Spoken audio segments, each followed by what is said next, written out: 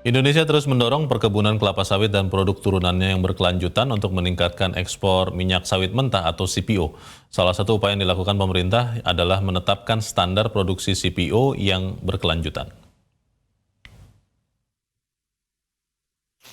Indonesia merupakan produsen minyak sawit mentah atau CPO terbesar di dunia dengan pasar ekspor Eropa, India, dan China.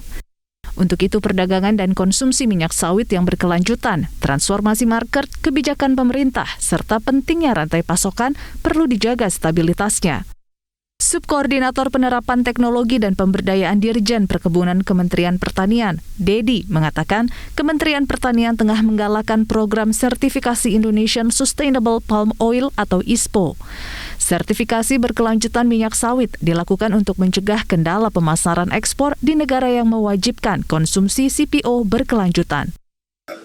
Harus bagaimana memaintain gitu ya, supaya keberterimaan minyak sawit kita di sana bisa tetap stabil gitu ya. Makanya kan kita ini sedang menggalakkan ISPO gitu ya, terkait dengan sertifikasi keberlanjutan minyak sawit.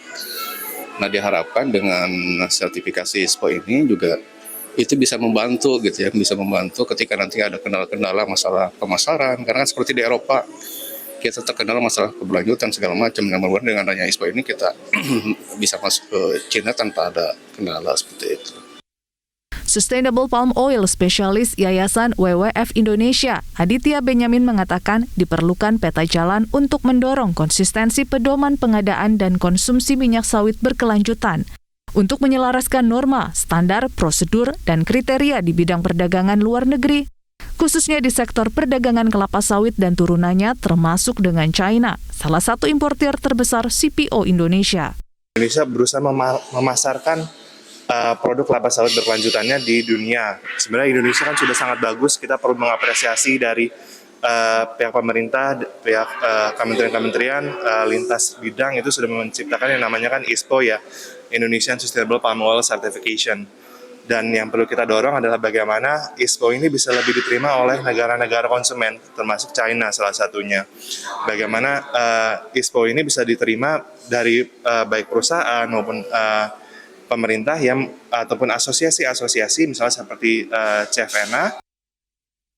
Indonesia merupakan salah satu negara produsen minyak sawit terbesar dunia dengan kontribusi 50-55% terhadap permintaan global. Sementara China merupakan salah satu importir terbesar minyak sawit Indonesia dan produk turunannya. Komitmen Indonesia dan China dalam membangun peta jalan untuk mengembangkan keberlanjutan diharapkan dapat memberi keuntungan yang setara bagi kedua negara. Tiongkok telah membuat komitmen khusus untuk membeli minyak sawit bersertifikasi Certified Sustainable Palm Oil CSPO dan Indonesian Sustainable Palm Oil ISPO untuk mempromosikan perdagangan minyak sawit antara China, Indonesia. Dari Jakarta, Tim Liputan, Media Group Network.